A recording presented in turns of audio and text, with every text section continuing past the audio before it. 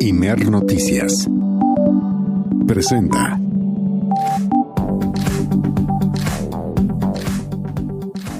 ¿Cómo le va? Muy buenas tardes. Bienvenida, bienvenido, bienvenide a El Acento, tu punto de referencia. Hoy es el martes 20 de enero de 2026. Es la 1 de la tarde en punto en Ciudad de México, las 12 del mediodía en Ciudad Juárez, Chihuahua, y las 11 de la mañana en Tijuana, Baja California. Estamos presentes en toda la República Mexicana y más allá de nuestras fronteras a través de nuestras emisiones en internet. En todo el mundo usted puede escuchar las emisiones de Imer Noticias. Hoy la atención internacional en materia informativa se concentra en Davos, en Suiza, un pequeño pueblo muy pintoresco, un pueblo con vocación turística que cada año recibe a los líderes del mundo occidental, sobre todo de los países más ricos del planeta, y que ahora vive una jornada inusual para los momentos que se celebran cada año en el Foro Económico Mundial de Davos. Justamente hay protestas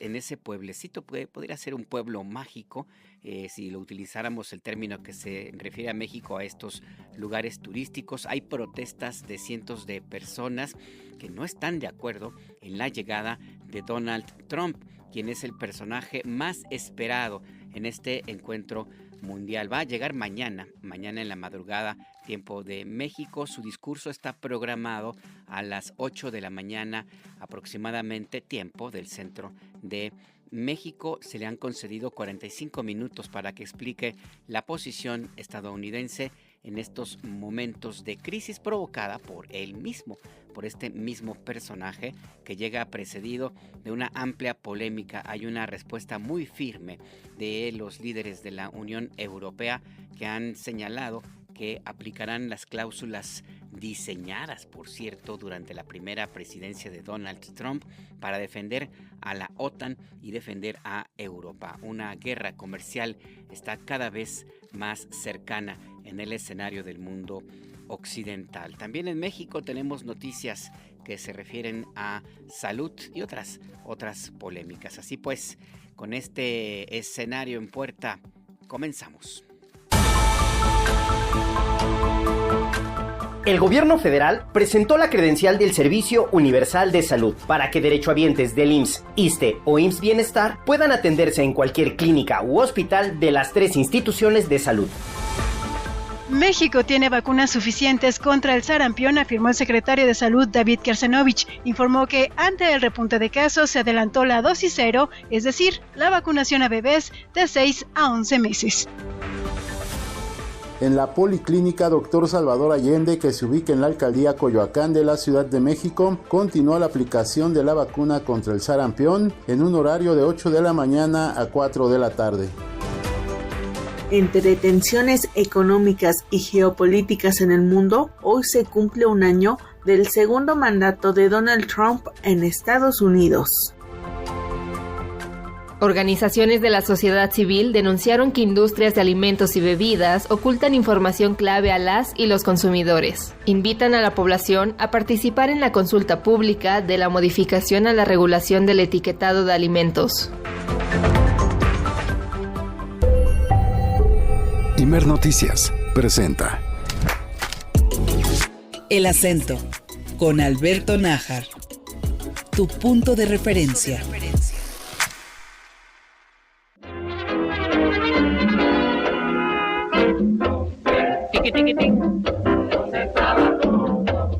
Oye, mira bien. Mira, Juan.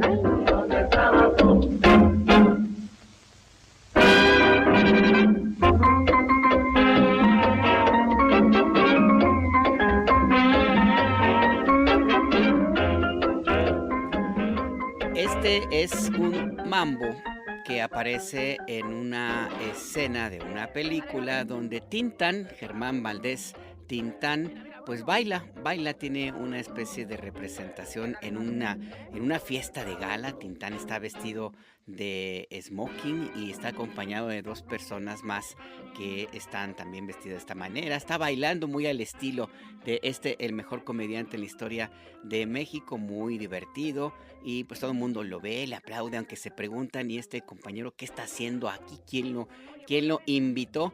El caso está en que al final de esta escena pues hay un lío porque pues tiene que salir Tintán, pues su gusto, porque se dan cuenta que no está como invitado. Este mambo muy divertido podríamos aplicarlo a esta época. La película en referencia se llama El Revoltoso.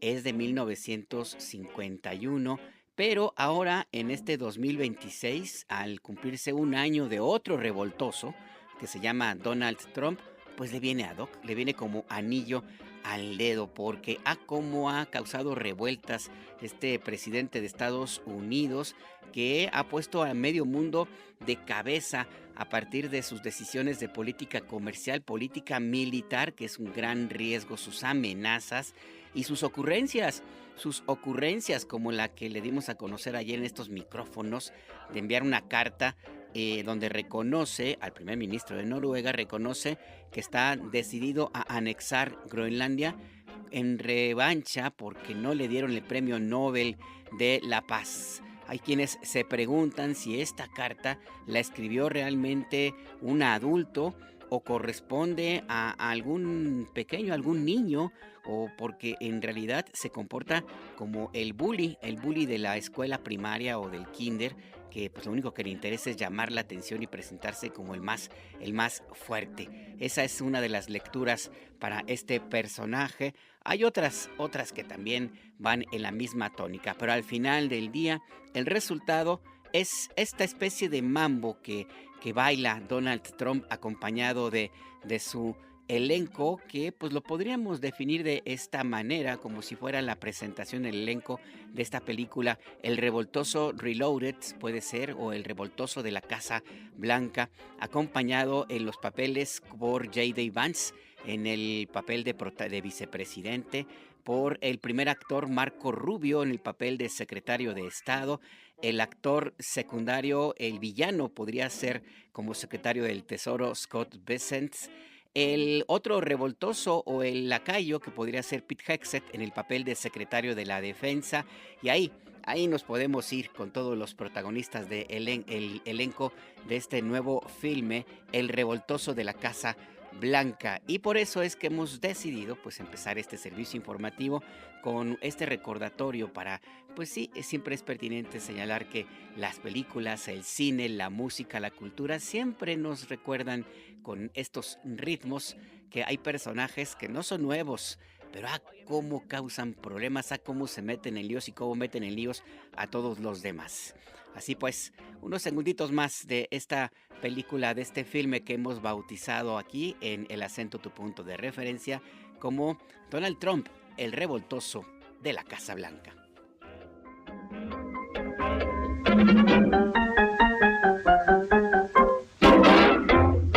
¡Dale, a ver! Mira, Bruno. Déjale caber, ¿eh?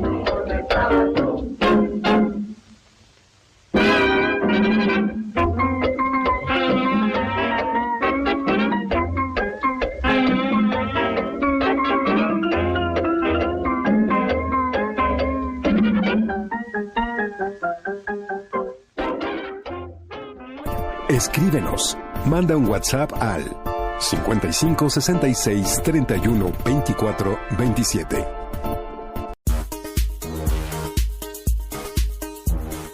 Está usted en El Acento, tu punto de referencia. Le recuerdo que se puede comunicar con nosotros a nuestras vías de contacto. Puede hacerlo a WhatsApp 5566 31 24 27, 5566 31 24 27. Por allí nos puede enviar mensajes de audio o de texto. Nos puede también enviar imágenes, fotos, videos, lo que usted guste, y mande a nuestras redes sociodigitales. En X y en Threads nos ubica como @emer_noticias, y en Instagram o Facebook nos encuentra como Imer Noticias. A mí me ubica como @anajarnajar en X, antes Twitter. Le recuerdo también que todo el equipo del Sistema Nacional de Noticiarios del IMER, del Instituto Mexicano de la Radio, trabaja día y noche para mantenerle informada, informado, informade en tiempo real. Aquí en cortito, en la cabina del Estudio C, donde nos encontramos transmitiendo en estos próximos días, se encuentra José Luis Plasencia en la operación ahora y Sofía Gutiérrez en la producción. Y en los micrófonos, Alberto Nájar. Seguimos. Amplían cobertura de vacunas contra el sarampión. Desde hace meses existe un brote de sarampión en algunos lugares de la República Mexicana con mayor o menor intensidad. Se han concentrado los casos en la zona de Chihuahua por la cercanía, el contacto que hay con personas que radican en Estados Unidos. Hay también, y que no están vacunados, por supuesto, hay también estos problemas en Estados Unidos, aunque en un nivel menor al que se registra en otras latitudes como América Latina. Y también recientemente, más bien hoy por la mañana, se informó que Canadá también tiene estos problemas. Es decir, sí hay un resurgimiento de esta enfermedad del sarampión causado por un virus. Es altamente contagioso y si no se toman las medidas sanitarias adecuadas, puede llegar a ser mortal. Hoy en la conferencia del pueblo, el secretario de Salud, David Kersenovich, dijo que pues está ampliándose la estrategia, la cobertura nacional de vacunas para llegar a pues prácticamente a niveles cero como se obtuvieron hace ya algunos años. El problema es que no hay personas con toda su dosis aplicada, con todo su esquema de vacunación completo, entre otras razones, porque por la pandemia de la COVID-19 se privilegió la aplicación de las vacunas contra esta enfermedad, este nuevo padecimiento, por un lado, y por el otro también, ni modo, hay que decirlo, a un movimiento creciente de personas que no creen en las vacunas, que creen que esto les puede causar algún problema, algún daño, y que ha sido reforzada esta tesis, alentada inclusive desde la Casa Blanca, porque el presidente Donald Trump designó a un antivacunas, a un terraplenista, al señor Kennedy Jr. como el secretario de Salud, un personaje que no cree en las vacunas y que tiene una visión, vamos a decirle medieval, por decirlo menos, de las enfermedades. Este es una consecuencia de varios factores. El caso está en que en México está en el camino de protegerse a nivel extremo. Nuestra compañera Jessica Leal tiene todos los detalles.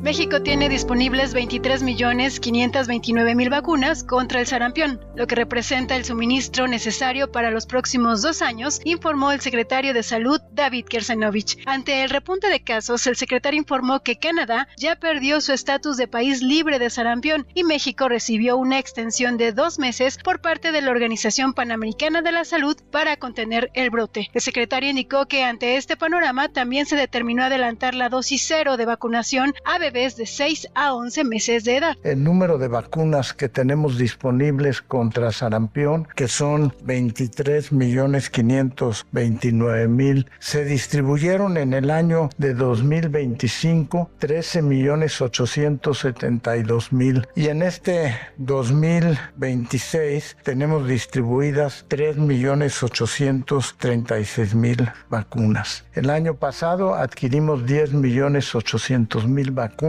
y este año tenemos adquiridas 27.365.000. Tenemos el número suficiente para vacunas para los próximos 2 años para seguir avanzando en la vacunación de toda la población. Recordarles cuáles son los grupos que necesitamos vacunar en sarampión. Niñas y niños de 1 año y de 18 meses, la población rezagada que no haya recibido la vacuna con anterioridad de 2 a 9 años, todo el personal de salud, el personal educativo, muy importante que ha tenido que ver con el brote, los jornaleros agrícolas que se mueven en distintas partes del país, y también tomamos la decisión de la aplicación de una dosis cero a niñas y niños de 6 a 11 meses de edad. ¿Por qué la dosis cero? Para no esperarnos hasta que tiene un año. Fuera del brote, la primera vacuna se pone a los 12 meses, pero en medio del brote hemos adelantado una dosis cero a niñas y niños de 6 y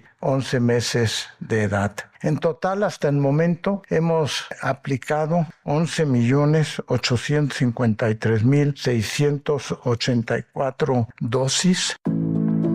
Al 18 de enero se han confirmado 7.131 casos a nivel nacional, correspondientes al periodo 2025-2026. El secretario informó que los estados donde se ha localizado el mayor número de casos de sarampión son Jalisco, Chiapas, Michoacán y Guerrero, pero en Chihuahua, donde comenzó el brote, ya prácticamente está controlado. Indicó que la meta para el sector salud es llegar a un 95% de vacunación y advirtió a la población que el sarampión es mucho más contagioso que el COVID-19. Donde tenemos el brote actualmente más importante tiene que ver con el estado de Jalisco, con Chiapas y Michoacán. Guerrero también tienen un número significativo de casos. En Chihuahua, donde empezó el brote, está ya prácticamente controlado. Tenemos identificado las zonas de Jalisco donde tenemos actualmente el brote, y ahí lo que estamos haciendo son dos acciones que son muy significativas. Una, que cuando se detecta un caso de sarampión, inmediatamente se hace un barrido en 25 manzanas alrededor donde ocurre el caso, y también hacemos un barrido vacunal en general, tanto en la zona urbana como en la zona rural. Independientemente de que se otorgue o no el estado de liberación, la meta que tenemos claramente es llegar al 95% de la vacunación en toda la población, porque esa es la única manera de controlar el sarampión. Les recuerdo que es un virus que es mucho más contagioso que COVID. Un enfermo podía contagiar a 4 personas. En el caso de sarampión, un enfermo puede contagiar a 15 o 16 personas. Y además, si se sale de un lugar donde estuvo en contacto, el virus permanece por 2 horas. Los estados con menor incidencia son Puebla y Veracruz, con un caso cada uno, así como Guanajuato, Aguascalientes y Nuevo León, con 2 respectivamente. La presidenta Claudia Sheinbaum recordó que no es necesario ser derechohabiente de algún servicio de salud en el país para recibir la vacuna. No depende, es importante decir que no depende de la derechohabiencia. Pueden asistir a cualquier centro de salud, de los 32 entidades de la República, al IMSS, al ISSSTE, al IMSS Bienestar o a los centros de salud de los estados. Todos tienen vacunas y no se necesita ser del IMSS para que sea vacunado en una institución del IMSS. Acudir a cualquier centro de salud. Cuestionado sobre el brote de sarampión y la proximidad de la celebración del Mundial de Fútbol, el secretario Kersenovich dijo que no representa un riesgo y que ya existe coordinación internacional con Estados Unidos y Canadá. Además, explicó, México ha trabajado de manera coordinada con la Organización Panamericana de la Salud. Adelantó que se tiene prevista una reunión con el organismo encargado de evaluar y calificar las estrategias de control para la primera semana de abril. Venimos trabajando en forma conjunta. Desde que empezó el brote hemos estado en contacto con la Organización Panamericana de la Salud, que es la que finalmente tiene que calificar la manera en que se controla el brote. Tenemos programado una reunión para la primera semana de abril, en donde cada uno de los países va a presentar cómo ha procedido para controlar el brote. No debe de afectar para la Copa Mundial. Lo que se decidirá en esa reunión de abril es si será necesario vacunarse o no. Hasta este momento, cualquier persona que vaya a viajar, la recomendación, no la obligación, la recomendación es que esté vacunado precisamente contra el sarampión. Sí hay una comunicación estrecha con la Organización Panamericana de la Salud. Incluso hemos tenido visitantes de ellos supervisando todo el proceso. Para Imer Noticias, Jessica Leal.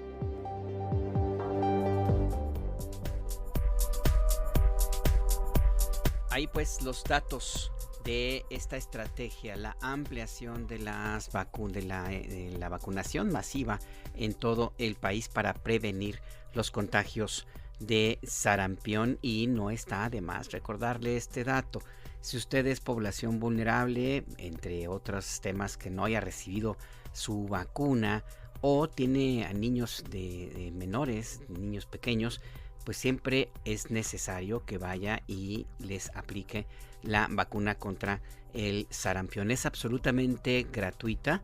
En cualquier centro de salud del sistema público del país se la pueden o se la deben aplicar. Y esté usted también muy pendiente de todas las alertas que haya en su localidad.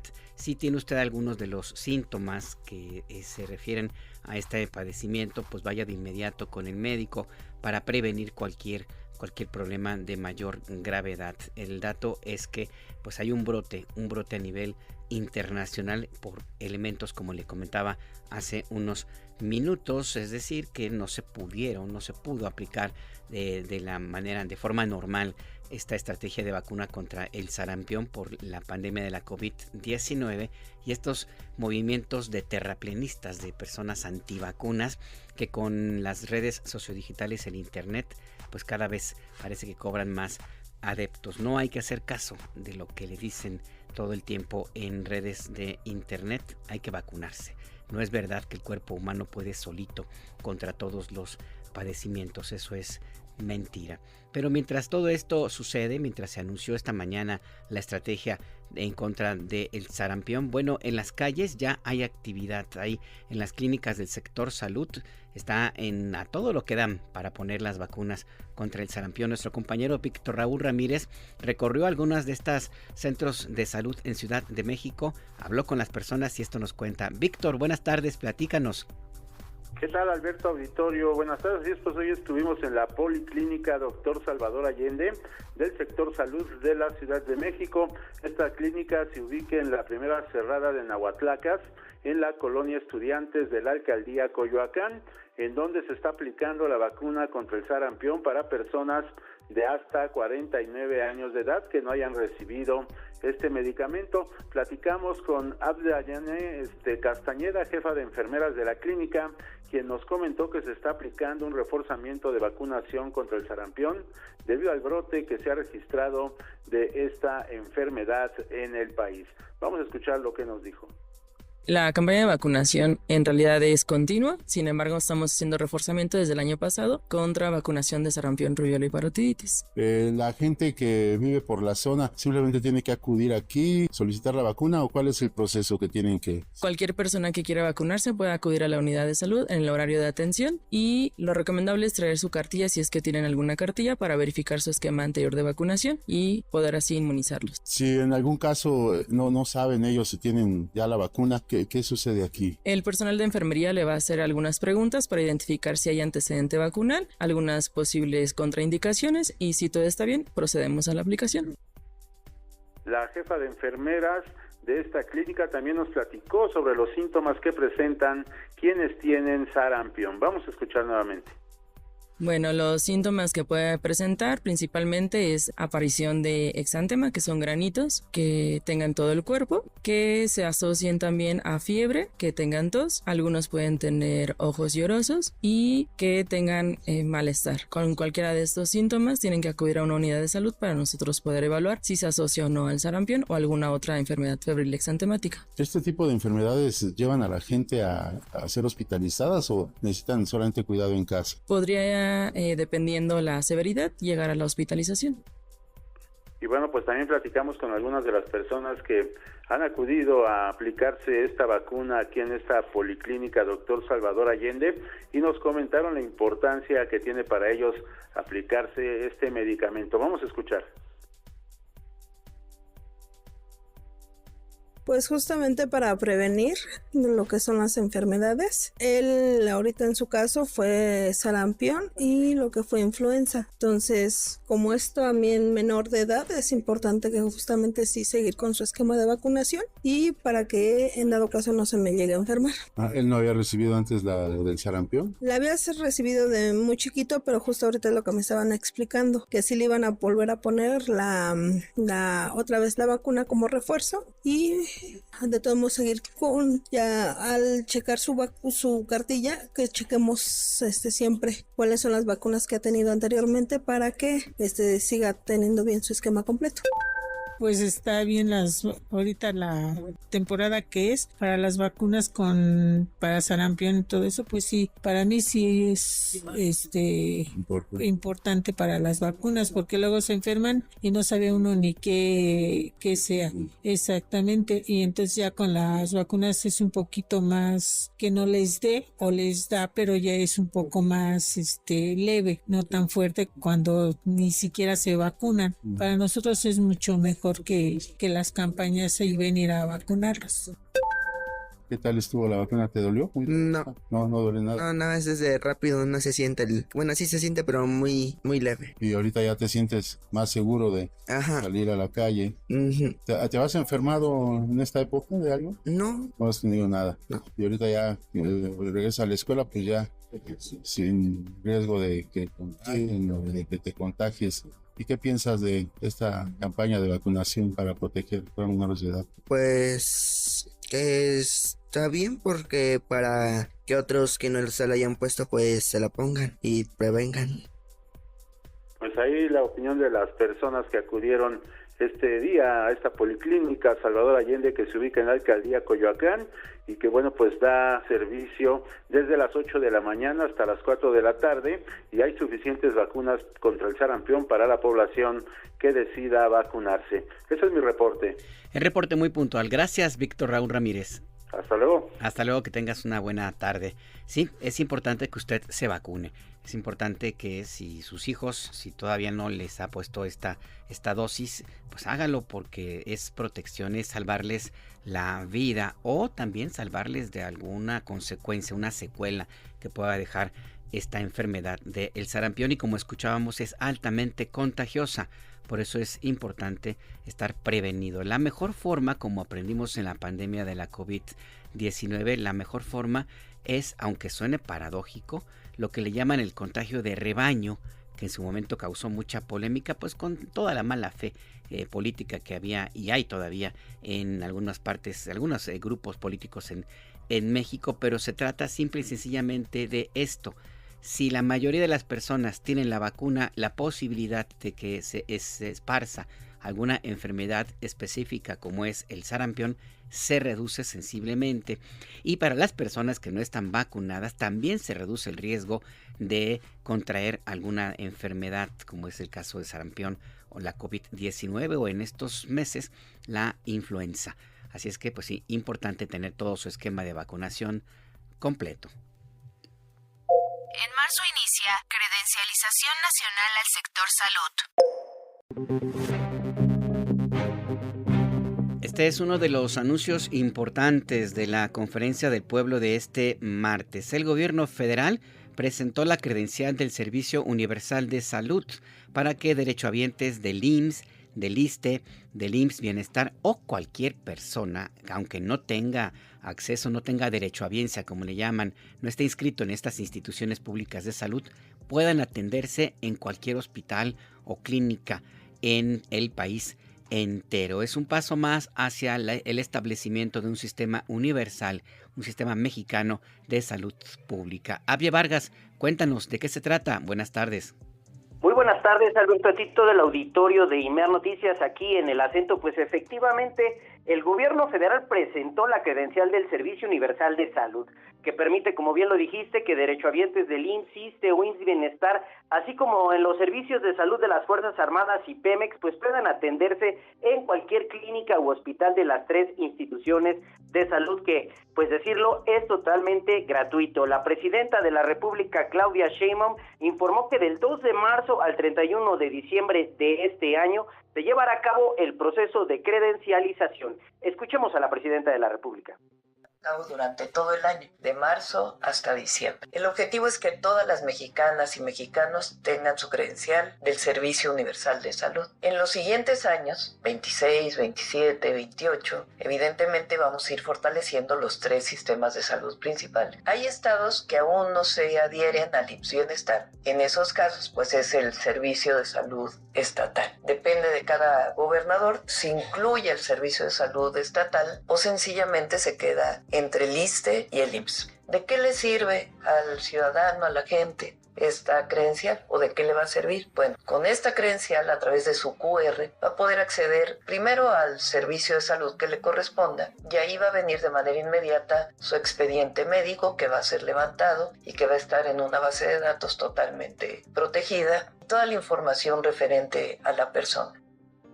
Y bueno, esta etapa de credencialización tendrá una inversión de 3.500 millones de pesos para instalar 2.365 módulos y 9.791 estaciones para la toma de datos e impresión de las credenciales. La secretaria de Bienestar, Ariadna Montiel, explicó que se desplegarán 14.000 servidores públicos para este registro, el cual, importante, se realizará de lunes a sábado de 9 de la mañana a las 5 de la tarde. La secretaria del Bienestar detalló los requisitos. Escuchemos.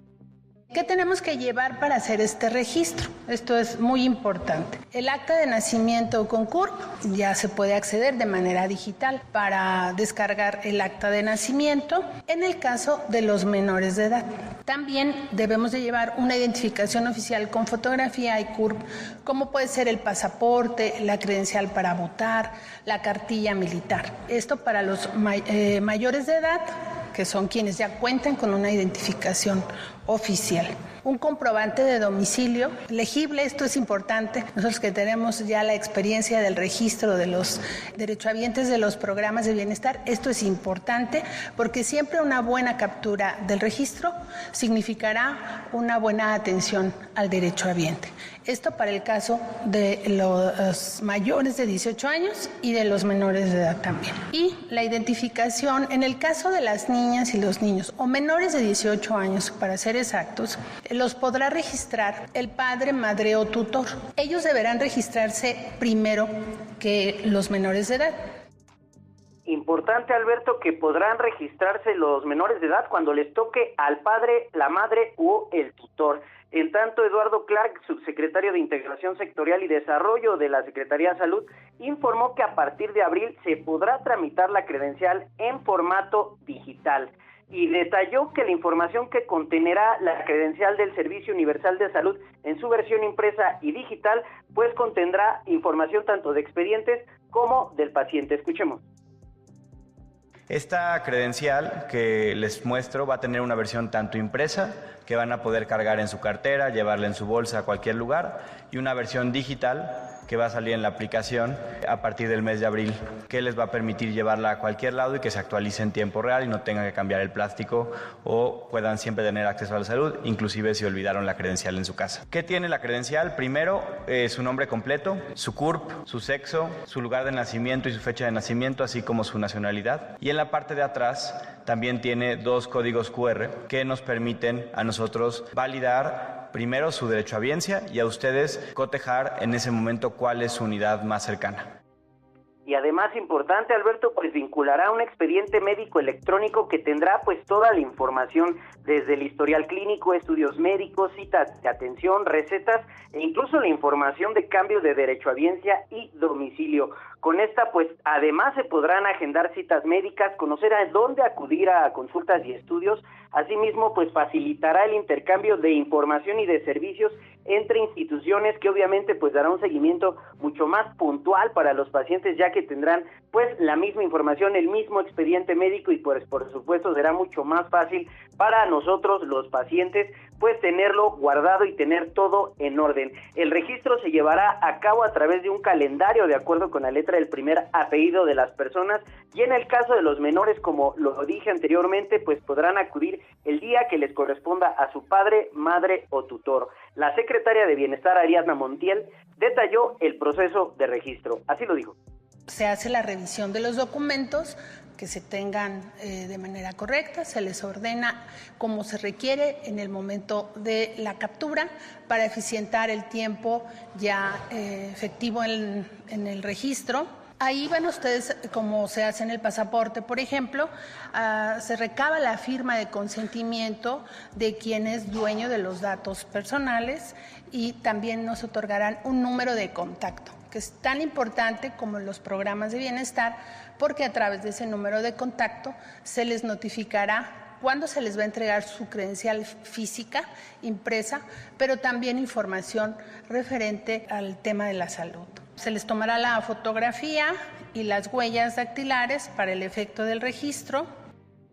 Y bueno, después de esto, pues 6 semanas posteriores a este registro, se recibirá una notificación por medio de un mensaje o una llamada del 079 para que nosotros recojamos la credencial ya impresa. El registro comienza el 2 de marzo, importante para el auditorio, en Baja California Sur, Campeche, Hidalgo, Estado de México, Michoacán, Nayarit, Puebla, San Luis Potosí, Sinaloa, Sonora, Tabasco, Tamaulipas, Tlaxcala, Yucatán y Zacatecas. Esto el 2 de marzo, Alberto.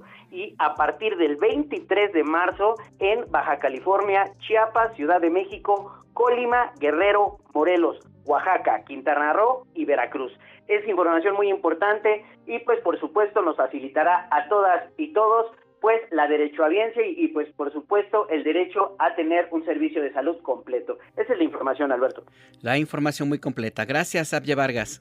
Estamos pendientes y buena tarde a todos. Buena tarde también para ti. Ahí están pues los datos. Inicia el 1 de marzo esta estrategia para que todos los mexicanos tengamos una credencial del Servicio Universal de Salud.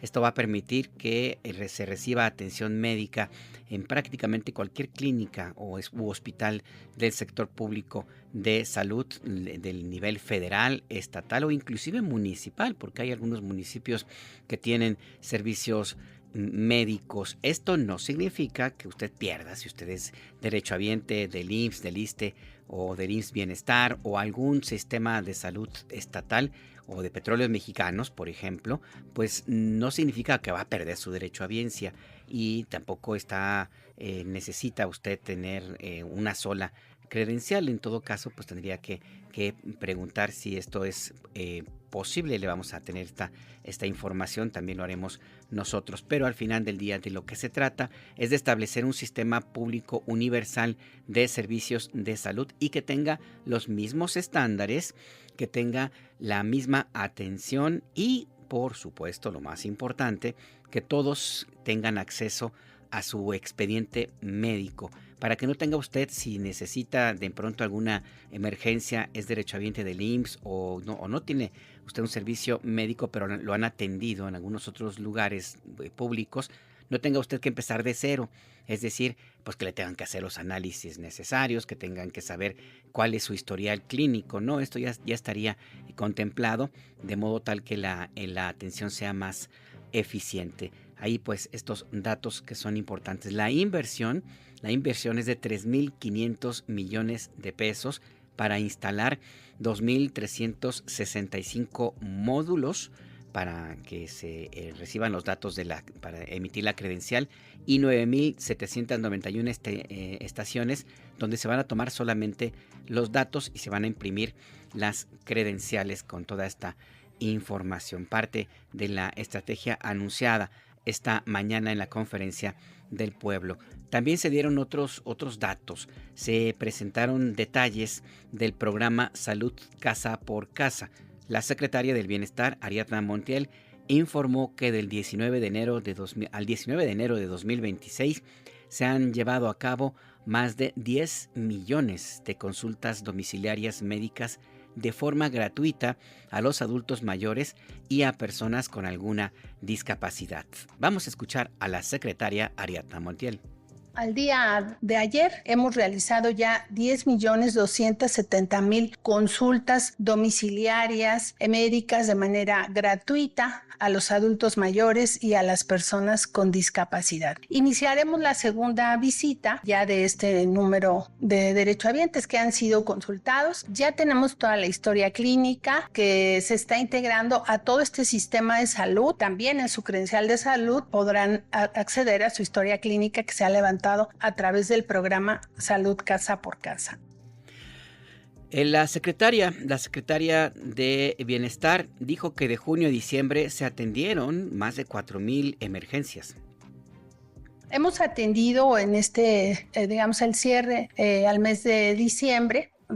Nosotros iniciamos las visitas en el mes de junio y en este semestre hemos atendido 4,683 emergencias en donde les puedo asegurar que hemos salvado la vida de las personas. Hemos encontrado personas descontroladas en su tensión arterial, en su diabetes, el control de su glucosa o otras condiciones y algunos en estado de abandono, postración, y creo que el programa, el haber salvado estas vidas, pues nos ha permitido también profundizar en la relación y coordinación con todo el sector salud, que sirva el momento para agradecerles porque nos han atendido a todos los pacientes en urgencias y emergencias. En este contexto, la presidenta Claudia Sheinbaum recordó que en el marco del Seguro Popular se construyeron instalaciones de hospitales, por ejemplo 90 hospitales que nunca funcionaron. Esto en respuesta a todos estos señalamientos que hay en los últimos años y que arreciaron en los últimos meses de críticos, de personas que no están de acuerdo con el gobierno que existe en México desde 2018. Muchos de ellos forman parte de gobiernos anteriores en donde finalmente se provocó una profunda desigualdad y se desbarató, llegó a la condición casi de basura el sistema público de salud con el propósito de privatizarlo. Esa era la intención. No lo lograron, ahora hay una circunstancia distinta, pero a pesar de ello, a pesar de las evidencias, insisten algunos en decir que lo que había antes, como el famoso Seguro Popular, era mejor. Vamos a escuchar. Primero, el Seguro Popular era para todos aquellos que no tenían derechohabiencia, ni al ISSSTE ni al IMSS. Entonces hicieron el Seguro Popular. ¿Dónde se atendían en el Seguro Popular? Pues en los centros de salud y hospitales de los estados. Vamos a ver, igual que en el caso del IMSS, ahorita pasamos otra vez las gráficas, pues eran los mismos hospitales y centros de salud que ahora se han ido renovando. Se hicieron con ese recurso supuestamente 90 hospitales. Se hicieron 90 hospitales que en realidad nunca funcionaron entre corrupción y falta de recursos para terminar el hospital. Con el presidente López Obrador llegó y dijo, bueno, lo primero que tenemos que hacer pues es echar a andar estos 90 hospitales. Ya nos quedan, ¿cuántos? 10. 80 ya están funcionando. ¿Cómo va a haber sido mejor el Seguro Popular que lo que tenemos ahora si tenemos 80 hospitales nuevos operando? Ya nada más con eso. Nada más con eso, dice la presidenta Claudia Sheinbaum, y todavía falta. De hecho, hoy se presentaron avances en la construcción y también remodelación o mantenimiento, rehabilitación en algunos casos de algunas clínicas de salud para tratar de enderezar todo aquello que se creó en gobiernos anteriores. Este famoso Seguro Popular, lo hemos comentado aquí en El Acento, tu punto de referencia, fue creado por Julio Frenk, fue secretario de Salud del gobierno de Vicente Fox Quesada, y este esquema fue una copia, pues ya usted dirá de si es buena o mala. La presidenta y muchos otros dicen que fue absolutamente pésima, una copia de un programa similar que existe en Israel y que permitió una cobertura mayor de salud en ese país. La diferencia entre el de México y el de Israel, el original, pues es que allá la corrupción no es tanta. Esa es la gran diferencia. Aquí este sistema no funcionó y de hecho fue una coladera de recursos que se fueron pues para allá, a donde conectan las coladeras, más bien a los bolsillos de unos cuantos, porque no existió un esquema real como existe en Israel. De hecho, la semana pasada le comentábamos lo que señalaba el director del Seguro Social, Zoé Robledo, que dijo básicamente: el Seguro Popular nunca atendió a ningún paciente. Era un esquema facilitador de asignación de contratos públicos para consorcios privados en manos de políticos cercanos a los gobiernos en turno o empresarios, inclusive hasta medios de comunicación se beneficiaron de estos contratos. ¿Qué tiene que andar haciendo un periódico con un contrato para construir un hospital? Bueno, pues así sucedió. Para eso servía el Seguro Popular, era una credencial. Usted tenía esta credencial, iba a alguna clínica y lo atendían. Otro esquema, pero no era el Seguro Popular. Nunca atendió a ningún paciente y en cambio costó cientos de miles de millones de pesos, cuyo destino pues no se conoce o se presume. Por ahí ha habido ya señalamientos de los monopolios en el abastecimiento de medicinas, por ejemplo. Y sin embargo, a pesar de ello, pues las críticas, los señalamientos que insisten en que lo que ahora existe, en lo que hay, no funciona y que era mejor el Seguro Popular, pues ahí están. Las evidencias quedan y efectivamente son más que claras. Critica Sheinbaum a los nuevos paladines de la democracia.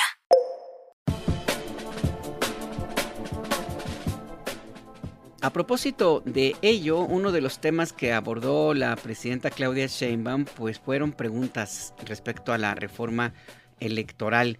La presidenta de la República recordó, por ejemplo, los momentos de el rompimiento del PRI en el 87-88, sobre todo en el 87, cuando surgió la llamada Corriente Democrática, un movimiento de algunos inconformes en el PRI con la manera en la cual se llevaba a cabo el proceso político en esa institución, ese instituto político, y que están particularmente preocupados por la tendencia que había en ese momento de designar como candidato al que era el secretario de Programación y Presupuesto en el gobierno de Miguel de la Madrid Hurtado. Hablamos de Carlos Salinas de Gortari, un personaje que se había ido acercando a distintos grupos, no necesariamente priistas, y que tenía una idea de crear un esquema político diferente al del llamado partidazo, al del partido de Estado, que era el Revolucionario Institucional. De hecho, eso sucedió al final del día. Salinas de Gortari le cambió la ideología, al menos en los estatutos, a el PRI, le llamó el liberalismo social. Recuerdo muy bien que fue un domingo que lo anunció en la sede del PRI, un domingo muy caluroso, en donde dio a conocer cuál era la nueva propuesta política en adelante del PRI, el partido en el gobierno, el partido de Estado, el liberalismo social. Y era muy divertido porque salían los políticos de ese encuentro y se iban a un comedero, dos comederos que hay ahí en la zona de Insurgentes Norte en Ciudad de México, y les preguntábamos, bueno, oiga, ¿y esto qué es? Y se echaban un rollo repitiendo lo que había dicho Carlos Salinas de Gortari, pero la mayoría no entendía ni papa de qué era lo que les había planteado el presidente de la República, y las consecuencias pues son lo que ya vemos ahora y que en los últimos años se ha dado a conocer en extenso: la privatización de los servicios públicos, la venta del Estado mexicano y la transformación de un esquema de estado de bienestar, al menos en los documentos, a un estado para las élites, para beneficio de unos cuantos. Bueno, pues este proceso de rompimiento ocurrió en el 87 con Cuauhtémoc Cárdenas Solórzano, Porfirio Muñoz Ledo y la maestra Ifigenia Martínez, entre otros, que marcaron la pauta de lo que ahora se vive de una u otra manera en México. Esto que sucedió aquellos años ha encontrado permanentemente resistencia y también críticas, señalamientos, violencia en algunos casos. No hay que olvidar que más de 900 militantes del Partido de la Revolución Democrática fueron asesinados durante el gobierno de Carlos Salinas de Gortari. Bueno, todos estos temas pues, los recordó la presidenta Sheinbaum esta misma mañana. Recordó varios episodios de la política mexicana. Por ejemplo, lo que sucedió en el año 2000, cuando Vicente Fox Quesada pues fue elegido presidente de la República para encabezar una supuesta alternancia política que nunca llegó. Estos personajes que formaron parte de este modelo político que provocó una profunda desigualdad en México al nivel de que más del 54% de la población se encontrase en situación de pobreza y una cantidad importante en pobreza extrema, casi al nivel de la hambruna, pues son ahora los que se presentan como los paladines de la democracia, cuando, como señaló la presidenta Claudia Sheinbaum, se refirió, por ejemplo, al periodo de Vicente Fox. Vamos a escuchar. López Obrador en el 2000 gana la Ciudad de México y Fox, siendo presidente, no quiere que López Obrador sea presidente. Así de sencillo. Quería que siguiera el PAN gobernando. Y desde entonces ya venía el PRIAN, desde Salinas de Gortari se empezaron una alianza entre el PRI y el PAN, porque compartían el proyecto de nación. Y entonces, en el 2004 viene el desafuero para cargarle un delito a López Obrador, que además no cometió, para que no pudiera participar en la elección del 2006, porque ya las encuestas ya lo daban, porque había hecho tan buen trabajo en la ciudad, que ya las encuestas lo ponían hasta arriba. Entonces, desafuero, le inventó un delito por haber abierto una calle, un hospital. Fíjense, Fox, el que habla de democracia, fue el que le inventó el delito a AMLO.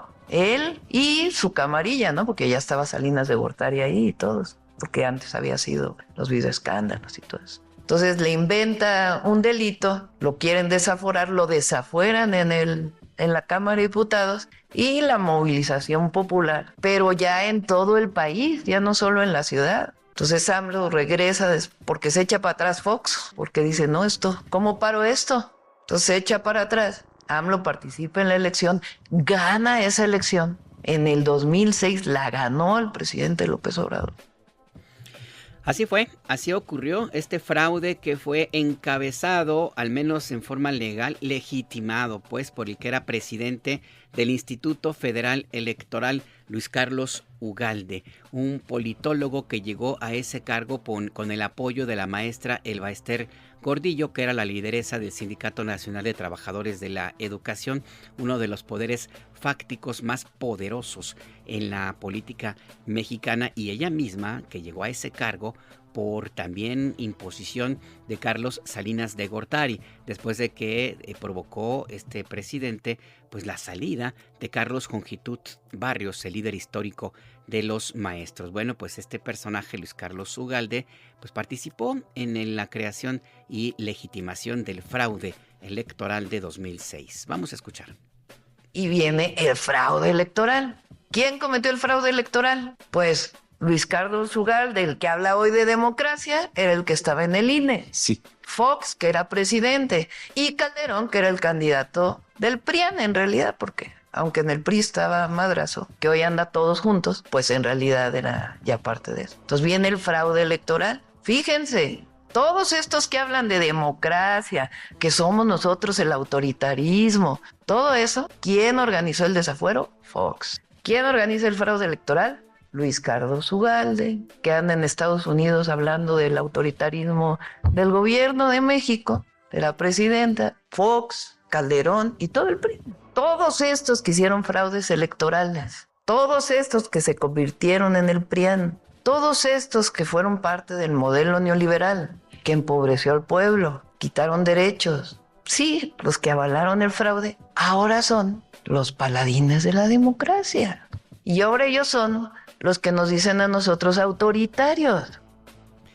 Y es que si hablamos de gobiernos, regímenes autoritarios en México, hay algunas historias, estampas que pintan de cuerpo entero aquellos años cuando el régimen del Partido de Estado, el PRI, el Revolucionario Institucional, era la única alternativa para hacer política. La otra no existía, era simplemente eso, o irse a la clandestinidad, arriesgarse a la represión. Este régimen, el del que ahora formaron parte algunos de los personajes que se quieren presentar, como dijo la presidenta Sheinbaum, como paladines de la democracia y que claman un supuesto autoritarismo, se les olvidan sus propios tiempos. Por ejemplo, le he contado varias veces historias de los años finales de los 70s y principios de los 80s en Guadalajara, cuando llegaba el presidente José López Portillo. Por ejemplo, había racias, había redadas de la policía local y de la Dirección Federal de Seguridad que iban a las casas de los activistas políticos conocidos, particularmente de izquierda, y se los llevaban, los secuestraban de sus casas y los encerraban en el sótano del Ayuntamiento de Guadalajara. Ahí los tenían mientras llegaba el presidente de la República a su visita de ahí a ese lugar, y cuando se iba los dejaban salir. Así actuaba el régimen en esos años en Jalisco. En Guadalajara fue cuna de parte del movimiento guerrillero que hubo en varias partes de la República Mexicana. No creció al nivel de otros estados por justamente los movimientos paramilitares auspiciados por los gobiernos en turno. El Consejo Nacional de Huelga de 1968 se extendió a varios lugares de la República Mexicana, universidades, pero no lo pudo hacer en Jalisco.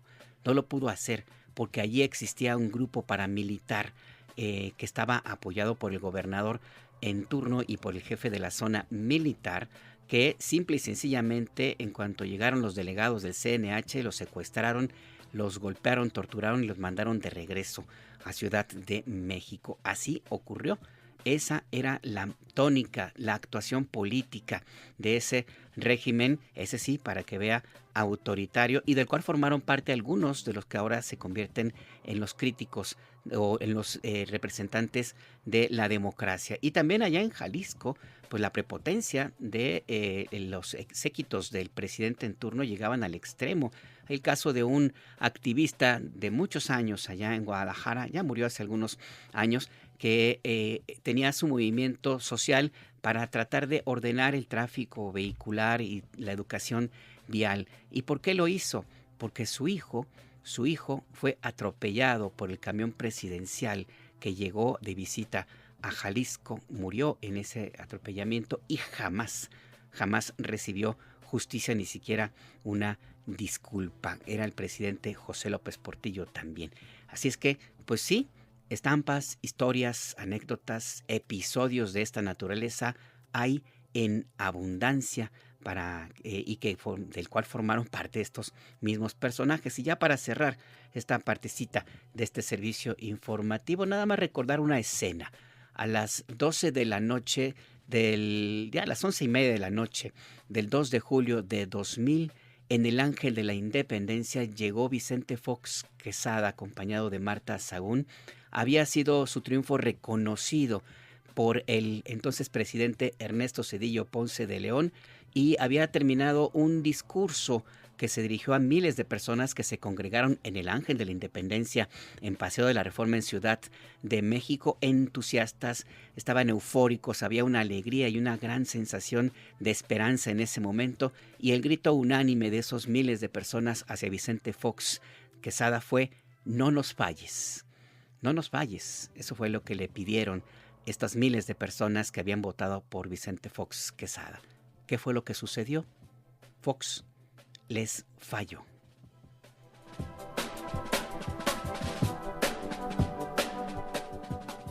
Vamos a hacer una breve pausa y déjeme compartirle algo que está en la preparación de este noticiario. Pues aquí la redacción de Iber Noticias está muy activa, y de pronto estábamos tratando de tener contacto, de esperar, estábamos a la espera de que iniciara un mensaje del presidente de Estados Unidos, Donald Trump, y con la página de internet de la Casa Blanca había una música medio rara ahí que yo decía, bueno, esto yo lo he escuchado en algún otro momento, y resulta que pues la música que le ponen ahí de la Casa Blanca como una especie de fondo musical mientras llega la señal de lo que van a transmitir, una música pues muy setentera, y entonces me cayó el 20 y dije, pues con razón este compañero se porta de esta manera. Pues se quedó anclado en aquellos años, en los años 70, en los 60, cuando había esta música de las series de televisión ahí todas movidas, ahí con héroes, superhéroes, cuando estaba el Batman y Robin de los 60, 70, que aparecía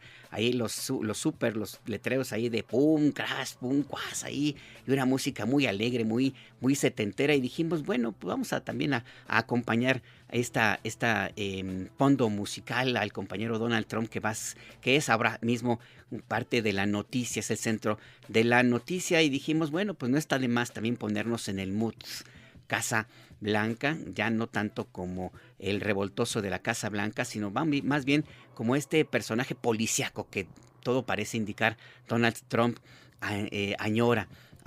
Quiere ser como personajes de estas series de la televisión estadounidense, y que pues que por ahí están, ustedes las pueden escuchar en internet. Y elegimos esta que a lo mejor usted identifica. Si lo hace, díganos a nuestras redes sociodigitales y también a nuestro WhatsApp. A ver si adivina cuál es la música de esta serie que fue súper famosa en los años 70 y que tal vez, solo tal vez, Donald Trump todavía sueña con ella.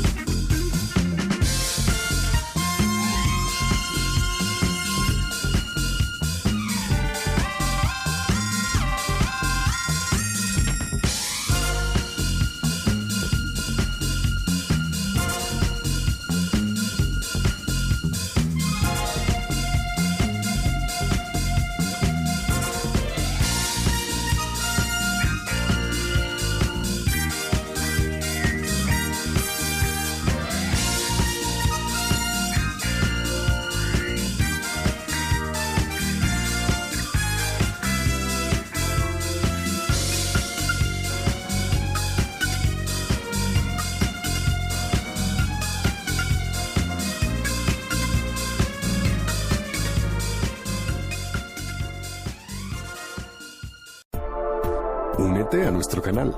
Síguenos en X, Facebook e Instagram como Imer Noticias.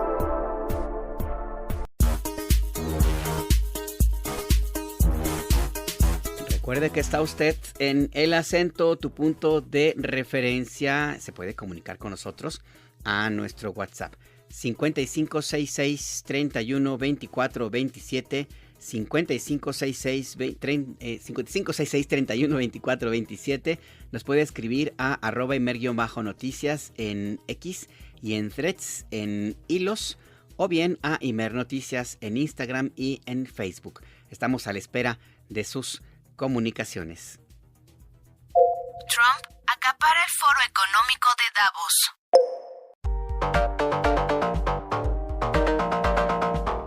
Se lleva a cabo desde ayer en Davos, Suiza, el Foro Económico Mundial, que reúne a los jefes de Estado, cancilleres, secretarios o responsables de economía, corporativos, financieros internacionales, periodistas, analistas, organizaciones civiles que de vez en cuando se aparecen por allí. Se concentra toda la actividad económica del mundo neoliberal en ese pequeño pueblo de Suiza. Bueno, pues allá la nota, todo gira alrededor. La noticia es Donald Trump, que no ha llegado, no ha llegado. Él está todavía en Washington. De hecho, está todavía terminando un mensaje a los estadounidenses, una especie de informe de gobierno. Ya le daremos puntual en referencia de lo que señaló, pero todo hasta el momento gira alrededor de Donald Trump. Y hay reacciones fuertes a las amenazas del presidente de Estados Unidos, quien, pues ayer le comentábamos, dijo que va a imponer aranceles a quienes apoyen a Groenlandia y se opongan a que se quede Estados Unidos, más bien a que la familia Trump y sus socios se queden con los recursos naturales de la isla más grande del planeta. La presidenta de la Comisión Europea, Ursula von der Leyen, afirmó en su discurso esta mañana, a la madrugada de México, afirmó que los 27 países del bloque europeo tendrán una respuesta firme, unida y proporcionada ante las amenazas de Donald Trump y la imposición de más aranceles por defender la soberanía de Groenlandia. Von der Leyen dijo que Trump podría minar las relaciones con el bloque después de que amenazó con estos aranceles a los 8 países que firmaron un comunicado conjunto diciéndole a Trump que no podía hacer lo que él pretende desde hace ya algunas semanas. Vamos a escuchar. The proposed additional tariffs are a mistake. Los aranceles adicionales propuestos son un error, especialmente entre aliados de larga data. La Unión Europea y Estados Unidos acordaron un tratado comercial el pasado mes de julio. Y en política, al igual que en los negocios, un acuerdo es un acuerdo. Y cuando los amigos se dan la mano, eso debe significar algo. And when friends shake hands, it must mean something. Debe significar algo, dijo Ursula von der Leyen. Los grupos políticos del Parlamento Europeo determinaron también al parejo con estas reacciones, determinaron suspender la ratificación del acuerdo comercial con Estados Unidos. De hecho, desde el fin de semana, el presidente de Francia, Emmanuel Macron, insistió en que es necesario recurrir a las mismas cláusulas de la OTAN y de la Unión Europea para defender a los miembros de estos bloques políticos, militares y comerciales de las amenazas de Donald Trump. Se llama el instrumento anticoerción económica, que es una especie, le llaman también la bazuca comercial, y que establece, entre otros elementos, sanciones, bloqueos, rompimiento de acuerdos en contra del país que amenace a los integrantes de la Unión Europea y también de la OTAN. Esta es una de las alternativas que se analiza en este encuentro de Davos. Emmanuel Macron también ofreció esta mañana un discurso donde criticó fuertemente las políticas económicas de Donald Trump. Dijo que Estados Unidos pretende subordinar a Europa y esto es inaceptable. Vamos a escuchar. La competencia de los Estados Unidos de América a través de acuerdos comerciales que socavan nuestros intereses exportadores exigen máximas concesiones y apuntan abiertamente a debilitar y subordinar a Europa, combinando una acumulación interminable de nuevos aranceles que son fundamentalmente inaceptables. Macron dijo que en Europa lo que impera es la ley. Tener un lugar como Europa, que a veces es demasiado lenta, por cierto, y necesita ser reformada, por cierto, pero que es predecible, leal, y donde sabes que la regla del juego es simplemente el imperio de la ley, es un buen lugar. Y es que al final del día estamos al principio de un nuevo régimen, de un nuevo sistema político, económico, tal vez cultural y muy posiblemente social en el planeta entero, por lo menos al inicio en el mundo occidental. Termina prácticamente la era de unipolar que se estableció a partir de 1991 cuando triunfó la perestroika y que puso fin a la Unión de Repúblicas Socialistas Soviéticas.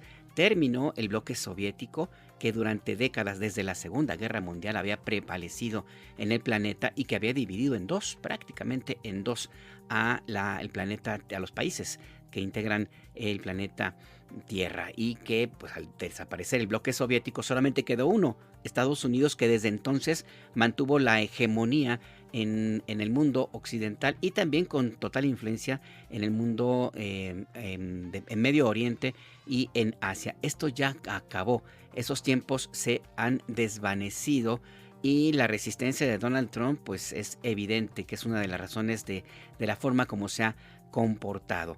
¿A qué me refiero con esto? Bueno, pues que ahora Estados Unidos no es la única alternativa, ya no es la última Coca-Cola en el desierto, para ponerlo en términos muy, muy llanos, si me lo permite. Ya hay también otras alternativas, por ejemplo los BRICS, este bloque económico que cobra cada vez más fuerza, y también el gigante comercial, político y militar que es China. El presidente de Francia, Emmanuel Macron, en Davos, dijo que Europa necesita más inversión directa de China en algunos sectores clave. Este discurso de Emmanuel Macron es también parte de la respuesta que al señalamiento de Donald Trump, que después que había Macron rechazado la invitación de la Casa Blanca para unirse a lo que llama el gobierno de ese país la Junta de Paz para Gaza, para Palestina. Y entonces, en respuesta, como le dijeron que no, Donald Trump dijo que va a imponer aranceles de 200% a el vino y el champán procedentes de Francia. Las tensiones pues se agudizaron en unas cuantas horas. Y al mismo tiempo, en esta misma tónica que hemos visto en este último año, mientras Donald Trump se porta como el policía malo, el secretario del Tesoro de su gobierno, Scott Bessent, se porta como el policía bueno, porque dijo que las relaciones entre Estados Unidos y Europa se mantienen fuerte y pidió a los socios comerciales de la Casa Blanca que respiren profundo, que se pongan tranquilos, que respiren 10 veces antes de tomar represalias. Escuchemos.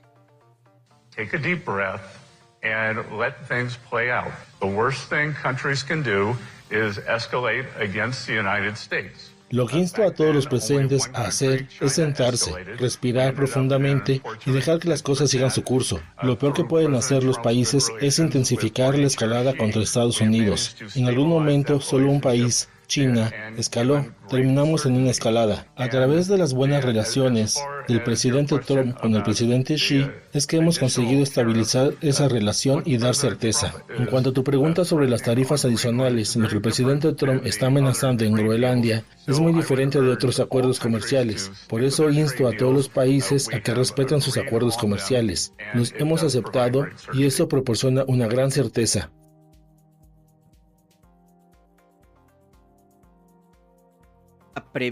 Está previsto que Donald Trump llegue a Davos este miércoles. Va a dirigir un discurso que es el más esperado de este encuentro. Le han dado 45 minutos para que diga lo que tenga que decir, pero mientras llega, pues ya los mercados financieros internacionales están en problemas. Se desplomaron algunas bolsas de valores como Wall Street. También en Asia el Nikkei cayó 1.1%, es el Nikkei japonés, el indicador de la bolsa de valores de Japón. En Estados Unidos, Wall Street, por ejemplo, bajó 2%. En Europa hay un promedio de caída de 1% y el temor a una nueva guerra comercial pues ha debilitado el valor del dólar, que descendió 0.82% en unas cuantas horas. En contraste, los precios del oro y la plata alcanzaron niveles récord, igual que los rendimientos de otros bonos internacionales. Esta caída del dólar, pues ni modo, pues va en sentido contrario y alimenta lo que ya desde hace algunos años se quejaban los estadounidenses de que el euro vale más que el dólar y que es uno de las parte del discurso de Donald Trump, esta idea de que se quiere desplazar al dólar como la moneda de cambio internacional, lo cual pues está muy claro con esto que sucede en estas horas, pues esto va a suceder, pero no necesariamente por el valor de su economía, sino por la incertidumbre que provoca el tener activos tasados en dólares. Por lo pronto, hay también ya una oleada de ventas de bonos del Tesoro de Estados Unidos que han sido históricamente el refugio de los inversionistas.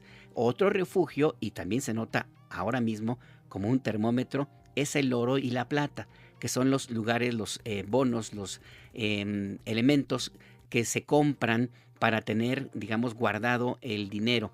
Es como si tuviera usted una inversión. El oro nunca va a bajar de precio, al contrario va a subir. Si compra oro tiene una reserva y es justamente la forma como se comportan los mercados internacionales ante procesos de incertidumbre. Se van a lo seguro y ahora mismo lo seguro es el oro, el precio, el oro, y por eso subió de precio, al igual que la plata, y lo que provoca incertidumbre es lo que antes era también algo que daba seguridad, es decir, los bonos del Tesoro de Estados Unidos. Hay incertidumbre por su valor y los están vendiendo, pero a lo que más da. Pues ahí la economía estadounidense está en problemas gracias a Donald Trump. ¿Cómo cambió el mundo por el primer año de Trump en la Casa Blanca?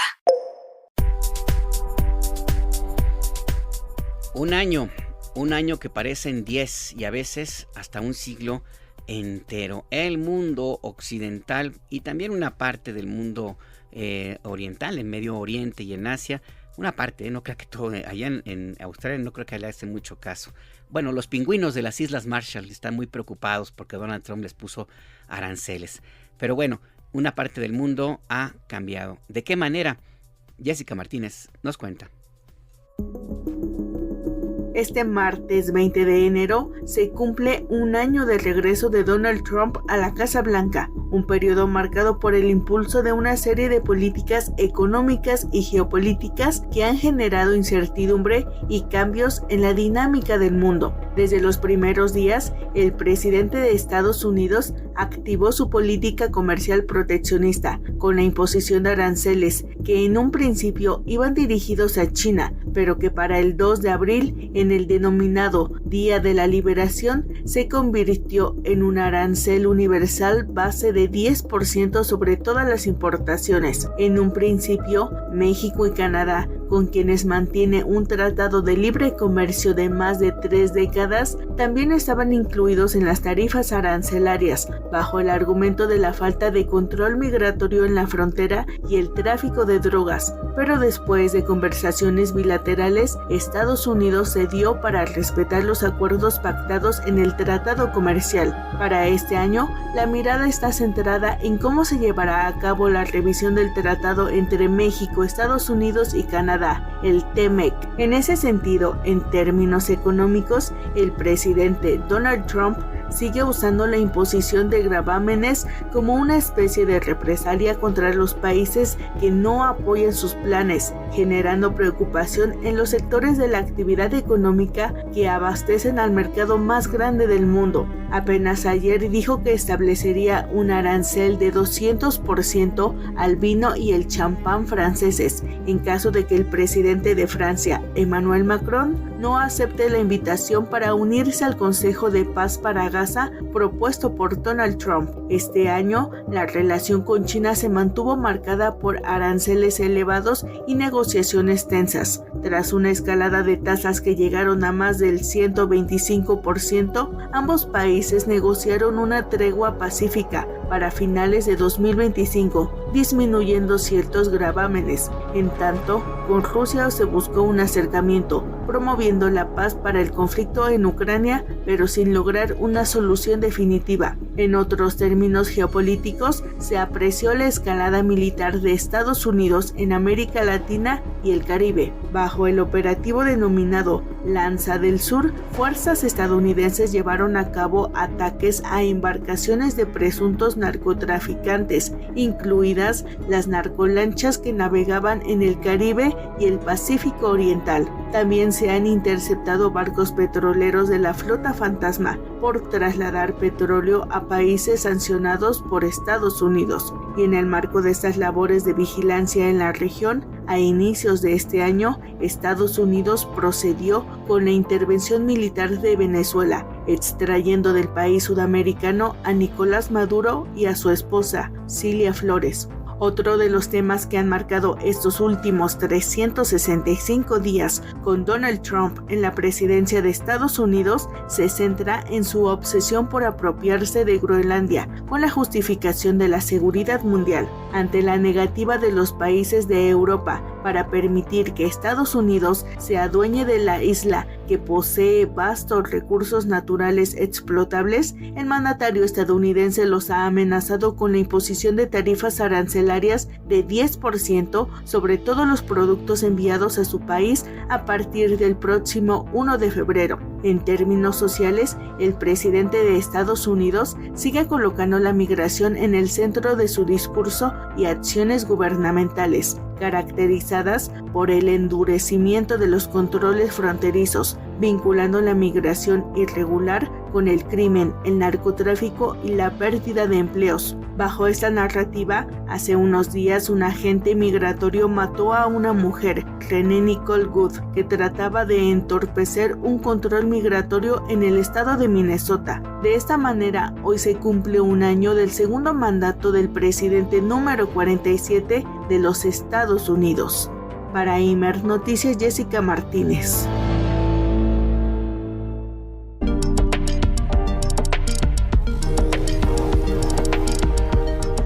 En El Acento, tu punto de referencia, conversamos con Guadalupe Correa Cabrera. Ella es profesora en George Mason University y codirectora del Centro de Estudios sobre Terrorismo, Crimen Transnacional y Corrupción. Doctora Guadalupe Correa, gracias por esta conversación. Les saluda Alberto Nájar. Buenas tardes.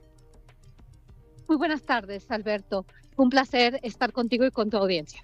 Muchas gracias, doctora. Estamos en el balance, el análisis de este primer año de Donald Trump y nos interesa conocer también al interior de Estados Unidos cuál es el saldo, cuál es lo que ha cambiado en estos 365 días de este primer año de gobierno de Donald Trump. ¿Qué balance hace usted, doctora?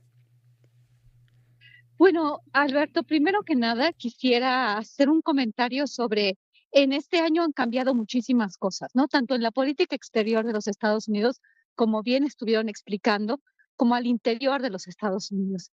Estamos frente a lo que podríamos considerar como un nuevo orden estadounidense, pero no nada más eso, un nuevo orden mundial, un nuevo orden global que es avanzado desde los Estados Unidos y desde el trumpismo, desde la segunda administración de Donald Trump.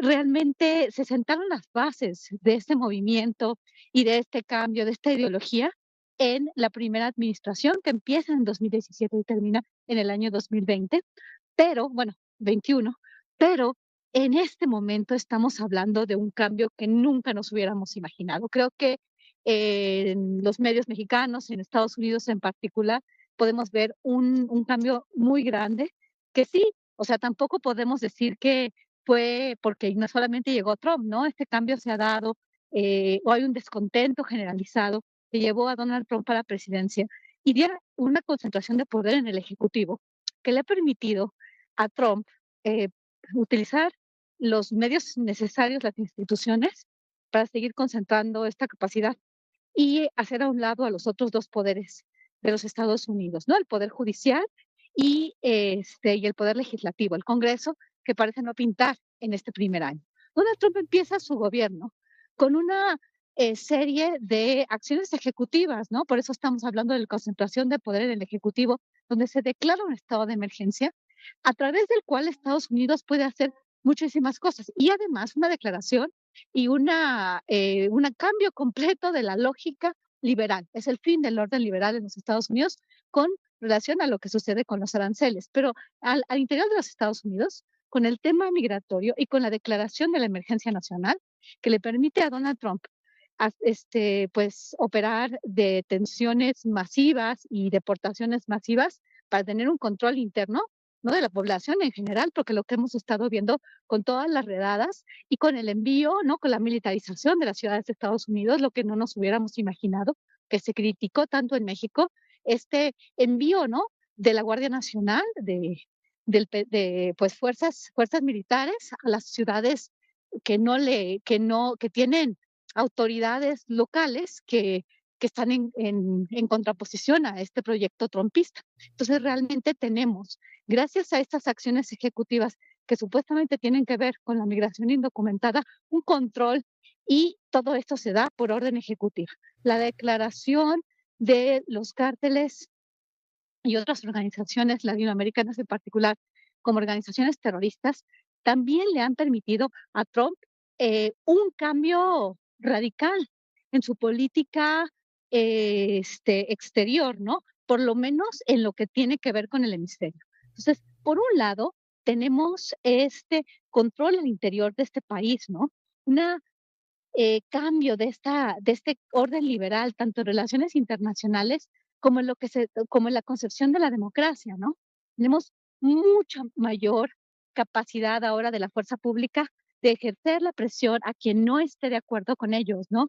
Y esta amenaza también de aplicar esta ley de insurrección en fechas recientes, por lo que está sucediendo, por las protestas y por un torcimiento, de alguna manera, de la realidad, ¿no? Porque lo que sucede a partir de estas redadas y del descontento de una parte de la población, pues está siendo pues redefinida por el presidente, y entonces esta aplicación de quien no está conmigo está contra mí, y le estoy aplicando lo mismo que le estoy aplicando al resto del continente, porque le estoy llamando por decreto, por orden ejecutiva, en este caso narcoterrorista, y entonces voy a bombardear, voy a atacar embarcaciones por un lado, y por el otro lado a esas personas voy a declarar una insurrección. ¿Por qué? Porque lo puedo hacer. ¿Por qué? Porque se puede utilizar esta interpretación de una constitución debido a que así funciona el sistema judicial de los Estados Unidos, y entonces puedo realmente aplastar cualquier tipo de manifestación en contra de lo que yo estoy haciendo. ¿Por qué? Porque lo puedo hacer por decreto. Y así se está haciendo en los Estados Unidos. Ha sido un cambio radical en este orden que Estados Unidos había creado, un orden liberal. El neoliberalismo y el consenso de Washington está siendo terminado por quienes lo crearon, ¿no? Esto de que, pues, la lucha contra el neoliberalismo no nada más la dan mandatarios y movimientos sociales latinoamericanos, sino el mismo Donald Trump. Acaba con el neoliberalismo, con el orden liberal de los Estados Unidos en cuestiones de política exterior y también en la democracia de los Estados Unidos, de la cual se habían pues preciado, realmente habían estado pues imponiendo en otras partes del mundo, ¿no? También la cuestión de los aranceles como un arma para poder ejercer control sobre otras naciones y para poder presionar a otras naciones para que sigan en la línea que ellos tienen marcado, ¿no? En un mundo multipolar en el cual Estados Unidos ha estado en declive, ya no es el poder hegemónico. Con esta conciencia también Donald Trump a finales del año pasado, pues hace extensiva, nos comunica la estrategia de seguridad nacional, el corolario Trump, que refuerza la doctrina Monroe, América para los americanos, por los medios que sea necesario, by all means necessary, como dicen en Estados Unidos, BAM, que tiene que ver como lo que sea. ¿Por qué? Porque vamos a realmente poner orden. Y entonces, para poner este orden, supuestamente, para acabar con el crimen interno, voy a mandar también a la Guardia Nacional. Y bueno, y aparte de la Guardia Nacional, si es necesario, voy a mandar a las Fuerzas Armadas, como lo está haciendo afuera, ¿no? Antes lo hacía la DEA, antes se presionaba a los países de América Latina para ir contra los carteles, forzando la militarización, pero ahora ese aparato militar se hace directamente a través del Pentágono, y ya lo estamos viendo con el caso de Venezuela y con los casos que se anticipan, porque Donald Trump parece estar, a Donald Trump y quienes lo apoyan, ¿no? Porque hablamos siempre de Trump como si fuera simplemente una persona, ¿no? Un líder todopoderoso, pero pues tiene la venia de las élites que lo han apoyado, que han apoyado su campaña, que apoyan sus discursos y que directamente están, como es el tema de la ilustración oscura, ¿no? Este movimiento de Silicon Valley, cuando vimos la creación del Departamento de Eficiencia Gubernamental, que lo presidió el hombre más rico de los Estados Unidos, el hombre más rico del mundo, que es Elon Musk. Y todas estas personalidades, que es el 1%, que pues mantienen una riqueza muy, muy importante a nivel mundial, pues parecen avalar esta concentración del poder ejecutivo para ellos poder manejar a Estados Unidos como una empresa a partir también de la figura de un monarca, que es el rey, que sería Donald Trump. Por eso también, por el otro lado, la disidencia de los Estados Unidos, las protestas son no reyes, no kings, porque estamos viendo que todo se está concentrando en el poder del Ejecutivo. Todo se está concentrando en el Ejecutivo. Doctora Guadalupe Correa Cabrera, entonces hablamos de la construcción de un nuevo modelo en México, fuera de Estados Unidos. No son pocas las comparaciones que se han encontrado de ciertas señales que hablan del intento de reproducción de un régimen fascista como el que ocurrió en Italia o en Alemania de la Segunda Guerra Mundial. Pero al escucharla ahora mismo, me da la impresión que tratar de definir lo que ahora se construye en Estados Unidos y se querría imponer en otras latitudes no necesariamente se ajusta a la palabra fascismo. ¿Cuál podría ser entonces la definición del modelo que se pretende construir desde la Casa Blanca, doctora? Sí, bueno, hay características, ¿no? Pero sí estamos hablando de nuevos tiempos y estamos hablando de la combinación de varios factores, ¿no? Curtis Jarvin y pues es que es el gurú, ¿no? De aquellos líderes de Silicon Valley hablan sobre un movimiento neoreaccionario. Entonces aquí sí podríamos pensar, ¿no? O sea, ellos piensan en la revolución de las mariposas y se piensa en esta monarquía de alguna forma, pero con un CEO, porque también son como elementos que no nos remontan a Italia, ¿no? De Mussolini necesariamente, pero también hay otras características, ¿no? Que sí nos remontan al nacionalsocialismo en la Alemania nazi, este sentimiento de nación, Make America Great Again, ¿no? Pero por el otro lado tenemos Doge, tenemos este pensamiento de la ilustración oscura de Curtis Jarvin, donde va a haber un monarca, pero al mismo tiempo hay un CEO.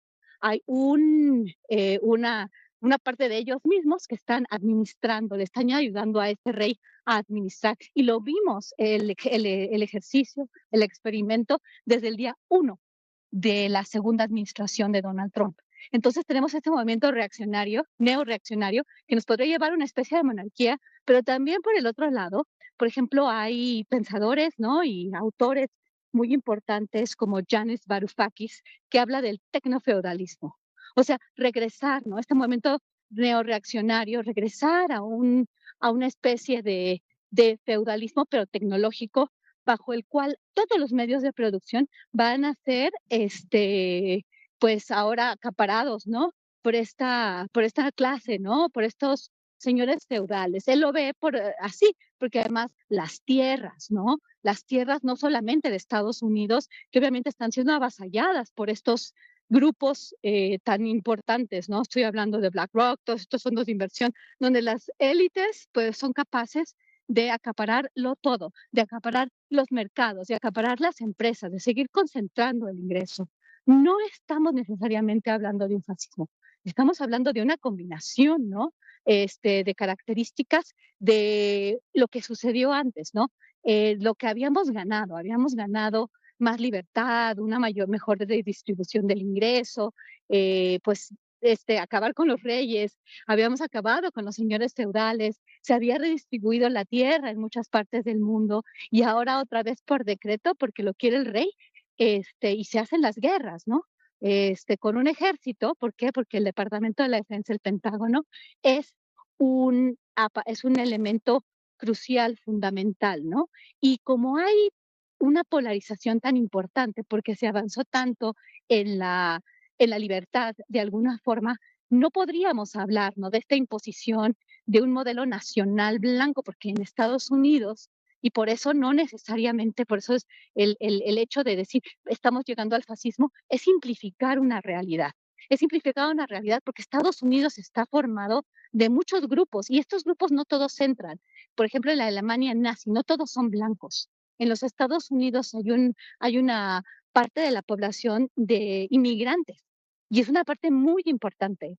Entonces, esto se va a lograr de otra forma y se va a avasallar a los pueblos de otra forma y se está haciendo. Entonces, por esto esta idea del tecnofeudalismo de Yanis Varoufakis, que está muy bien explicado, porque nos remonta, ¿no? A estos tiempos, pero a través de este 1%, ¿no? De estos tecnócratas, de la tecnocracia, de la nueva tecnocracia, que de alguna manera tiene una de sus bases de operación más importantes en Silicon Valley, en California. Pues doctora Guadalupe Correa Cabrera, profesora en George Mason University y codirectora del Centro de Estudios sobre Terrorismo, Crimen Transnacional y Corrupción. Muy importante los apuntes que nos ha hecho esta tarde. Le agradezco esta conversación con la audiencia de Imer Noticias en la República Mexicana y si nos lo permite, sigamos en contacto. Claro que sí, Alberto. Muchas gracias por su invitación y un saludo a su audiencia. Gracias. Gracias, hasta pronto. Es la doctora Guadalupe Correa Cabrera y es autora de varios libros sobre este tema del crimen transnacional. Su sede está en Texas, ha recorrido Estados Unidos, hizo una documentación muy importante, inclusive gráfica, de la zona 0, que es el lugar de Filadelfia donde más se ha concentrado las muertes por sobredosis de fentanilo. Así es que pues sí, esta tesis que ahora nos aporta, que me parece, no sé qué piensa usted, muy, muy importante, porque definir lo que sucede en Estados Unidos y lo que pretende imponer Trump y su grupo político como solamente nazismo o fascismo resulta insuficiente. Estamos a otro nivel. ¿Qué tan peligroso? Pues parece que bastante.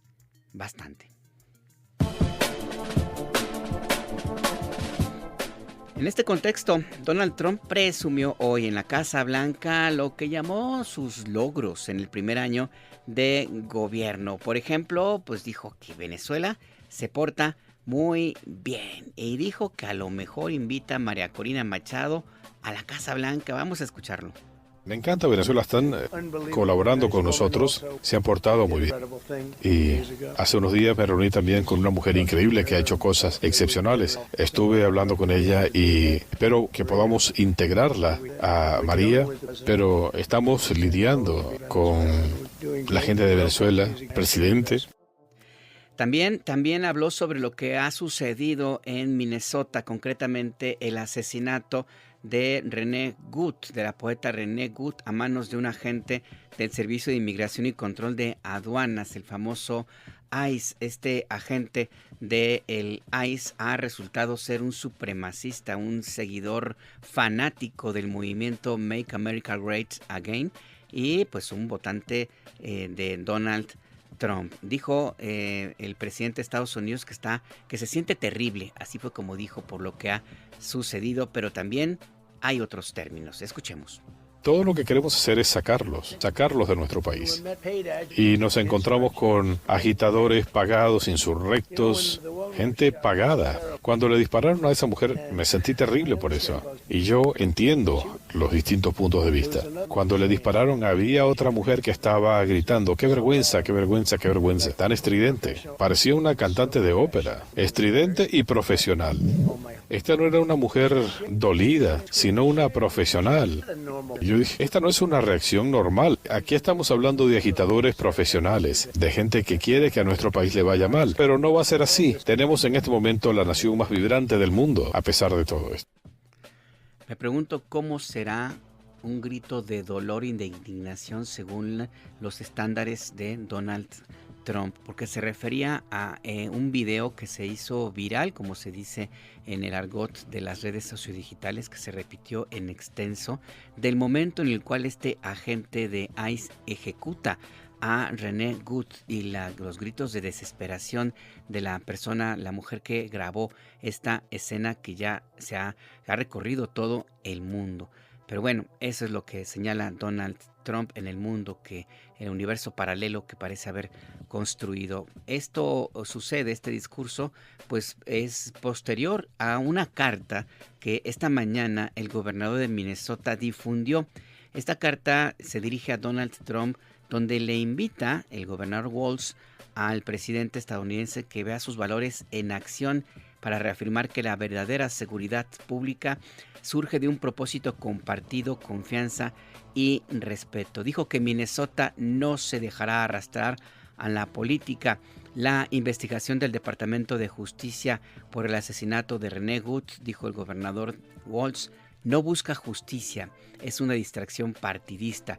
La energía del gobierno federal debería dirigirse al restablecimiento de la confianza y el verdadero orden público, la rendición de cuentas y las no represalias, que no haya represalias políticas. Y dijo el gobernador Tim Walz de Minnesota, el estado no se dejará intimidar para que guarde silencio y yo tampoco.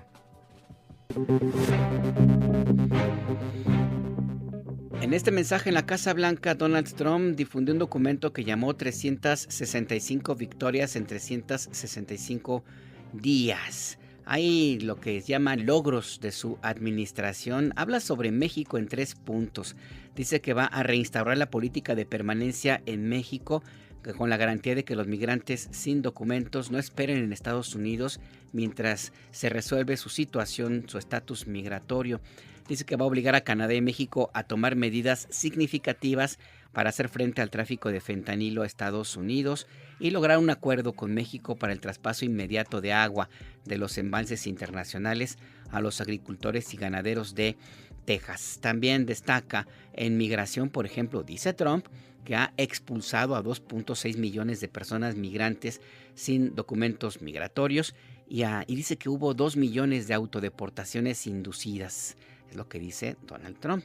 Lo que sí es claro y sí es comprobable es que revocó más de 100,000 visas. En economía presume un crecimiento del PIB, del Producto Interno Bruto, de 4.3% en el tercer trimestre de 2025 y una inflación de 2.4% y una reducción en el índice de homicidios. También se adjudica el fin de la guerra, lo que llama el fin de la guerra entre Israel y Hamás. En realidad es un genocidio que no ha cesado, sigue todavía ahí presente, y dice que su mayor logro es un plan de paz para Gaza. También habla de lo que sucedió en Venezuela con la sustracción del presidente en funciones, Nicolás Maduro. En fin, lo que dice Trump como sus logros: 365 logros en 365 días. Hay consecuencias de esta nueva era que todavía falta encontrar una definición y que encabezan Donald Trump: tecnofeudalismo, fascismo, nazismo.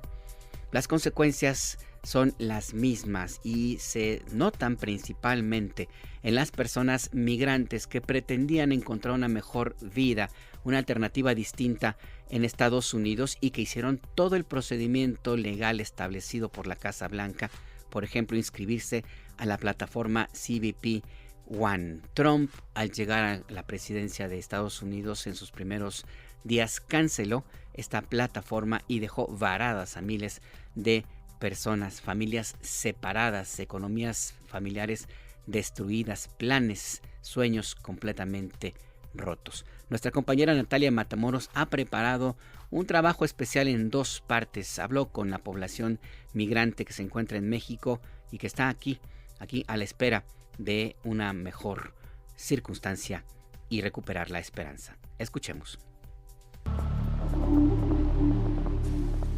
Hace un año, el presidente estadounidense Donald Trump canceló abruptamente el acceso a la plataforma CBP One, así como el parol humanitario, y reimplantó políticas fronterizas restrictivas, dejando en el limbo a cientos de miles de solicitantes de asilo en México. Muchas citas programadas con días de anticipación fueron canceladas y miles de personas que ya habían recorrido decenas de kilómetros se quedaron sin una vía clara para entrar legalmente a Estados Unidos y presentar su caso de asilo. Ellos se vieron obligados a replantear sus proyectos de vida de la noche a la mañana. Ese es el caso de Andreina Lugo. Ella llegó a mediados de 2024 a México proveniente de Venezuela. Cruzó a pie la selva de Darién y otros 7 países para, junto con su esposo y sus 2 hijos, llegar a Estados Unidos.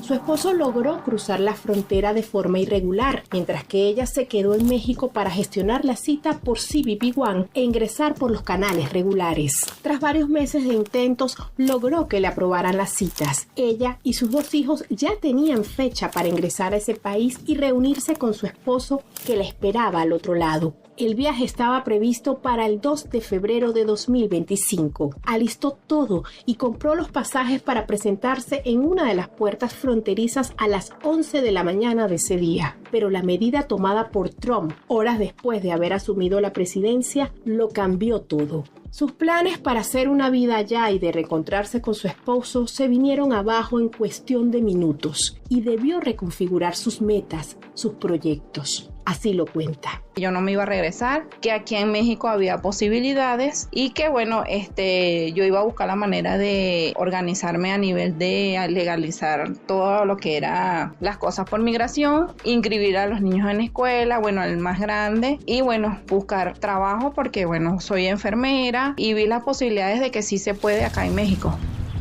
Regularizar su situación migratoria para acceder a empleos formales en México e inscribir a su hijo en una institución educativa fue un reto para Andreina, debido a que la Comisión Mexicana de Ayuda al Refugiado se saturó de solicitudes de asilo. Debió esperar meses para poder ser atendida e iniciar su proceso de regularización. Por esta causa, su hijo mayor permaneció un año separado de la escuela. Ese año él lo perdió porque me dijeron que no lo podían inscribir sin CUR. O sea, si no tenía CUR no podía estudiar. Fue lo que me dijeron. Y varias veces fui porque me dijeron que no, que tenían que aceptártelo y no me lo quisieron recibir. Perdió un año. Perdió un año escolar. 5 meses después, Andreina pudo iniciar su trámite en la Comar para regularizar su estatus migratorio e inscribir a su hijo Sebastián en una institución educativa. También comenzó a trabajar para estabilizarse. Poco a poco se ha ido adaptando al país, a sus rutinas y sus costumbres. Limpiando casas, también cuido pacientes por referencia y también me ayudo haciendo arepas y otras cositas ahí, para, como dice, tapar algunos gastos. Y tengo los 2 niños y necesito también, porque uno está en la escuela y le piden materiales y copias y todo eso. Aunque en este año Andreina ha conseguido techo, empleo y oportunidades, queda una materia pendiente: el reencuentro con su esposo, que entró en una pausa indefinida desde que fue cancelado el programa CBP One. Para ella, la suspensión de las alternativas de asilo no solo frustraron los proyectos de mejorar la calidad de vida de cientos de migrantes como ella, también interrumpió los sueños de reencontrarse con sus seres queridos. En el próximo episodio contaremos la historia de Yanni, quien también tuvo que comenzar de nuevo cuando fue cancelado el parole humanitario. Para Imer Noticias, Natalia Matamoros.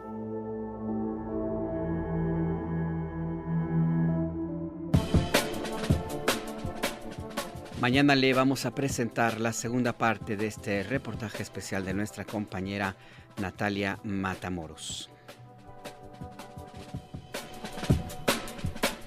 Y vamos a otra información ya en los últimos minutos que nos quedan de El Acento, tu punto de referencia. Esta mañana se informó el traslado de 37 personas detenidas que se encontraban en distintos centros penitenciarios del país y que eran requeridas por las autoridades estadounidenses. Tienen procesos jurídicos en su contra, tienen presuntamente vínculos con organizaciones criminales. El secretario de Seguridad y Protección Ciudadana, Omar García Harfuch, dijo que estas personas fueron llevadas a las ciudades de Washington, Houston, Nueva York, Pensilvania, San Antonio y San Diego en 7 aeronaves de la Fuerza Aérea Mexicana. Esta acción se ejecutó conforme a la Ley de Seguridad Nacional y bajo mecanismos de cooperación bilateral con respeto a la soberanía nacional. La condición legal con el Departamento de Justicia de Estados Unidos es que no se solicite la pena de muerte para estos extraditados. Entre ellos se encuentran Ricardo González Sauceda, alias Ricky, líder regional del Cártel de Noreste, que opera en Coahuila, Nuevo León y Tamaulipas, fue a San Antonio, Texas. Pedro Insunza Noriega, conocido como el Señor de la Silla, padre de Pedro Insunza Coronel, segundo al mando de los Beltrán Leiva. Juan Pablo Bastidas Arenas, operador logístico también del Cártel de los Beltrán Leiva. Armando Gómez Núñez, también del Cártel Jalisco Nueva Generación. Daniel Alfredo Blanco Jo, alias Cubano, también del Cártel de El Pacífico. Con esto son 92 los detenidos que son extraditados a Estados Unidos en lo que va de la administración actual. Vamos rapidísimo a Ciudad de México. La jefa de gobierno, Clara Brugada, presentó el programa de descuentos para los contribuyentes de la capital. Guadalupe Franco tiene la información. Adelante, buenas tardes, Guadalupe.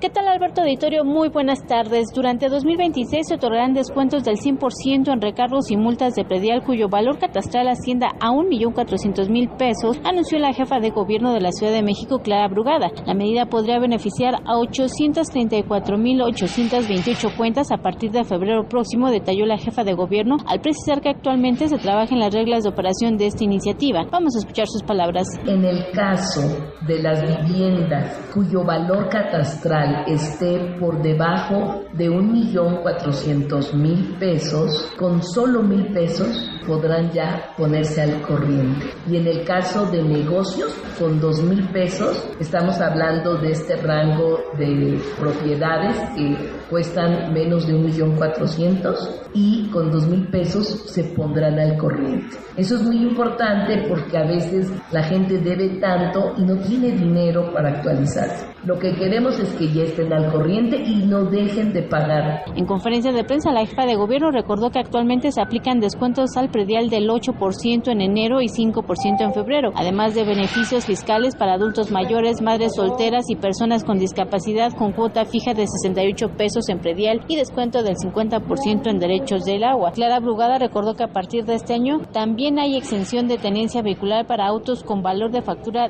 de 638,000 pesos, por lo que la cuota de referendo será de 770 pesos. Con estas acciones, el gobierno de la ciudad buscará aumentar la alta vehicular y recaudar al menos 760 millones de pesos, dijo la jefa de gobierno. Vamos a escuchar sus palabras.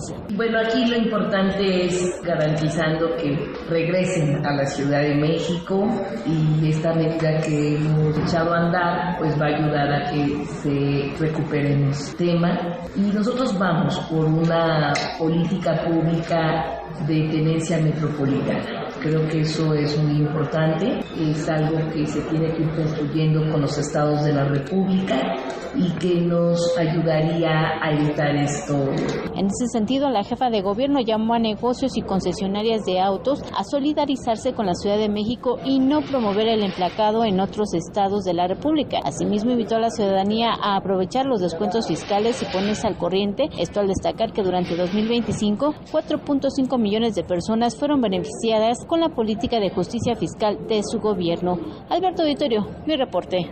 Gracias a Guadalupe Franco por este reporte. Ya para despedirnos le informo, hay alerta amarilla por frío en Ciudad de México, en Álvaro Obregón, Coajimalpa, Magdalena Contreras, Milpalta y Tlalpan. Y las Naciones Unidas informa que el ejército de Israel de Benjamín Netanyahu empezó la demolición del edificio de la Agencia de Naciones Unidas para los Refugiados de Palestina en Jerusalén Oriental. Hay una condena unánime de Naciones Unidas. Se trata de un ataque sin precedentes contra una agencia de la ONU y sus instalaciones. Israel está obligado a proteger la estabilidad y la inviolabilidad de las instalaciones de la ONU. Agradezco a quienes nos han enviado mensajes. Por ejemplo, nos escribió Aarón Juárez a propósito de la música que pusimos antes de irnos al corte. Dice que es la música de Magnum. No, es de Patrulla Motorizada. Así se llamó esta serie, que en Estados Unidos el nombre original es Chips. Gracias de todos modos por enviarnos tu mensaje, Aarón Juárez. Y Mario Ponce dice que Fox fue un simulador, un corrupto y un traidor a la democracia. Pues sí. ¿Para qué te digo que no? Sí. Muchas gracias por acompañarnos esta tarde en El Acento, tu punto de referencia. Y a propósito de todo lo que le hemos informado, el primer año de Donald Trump, ¿para dónde nos quiere llevar este personaje, el jefe de la Casa Blanca? Tal vez la música nos ayuda a definir dónde quiere ir Donald Trump. Hasta mañana.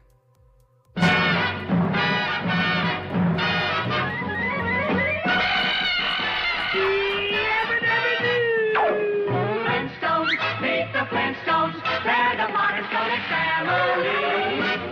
From the town of Bedrock, they're a page right out of his story. Let's ride with the family down the street, through the courtesy of Preston Beat.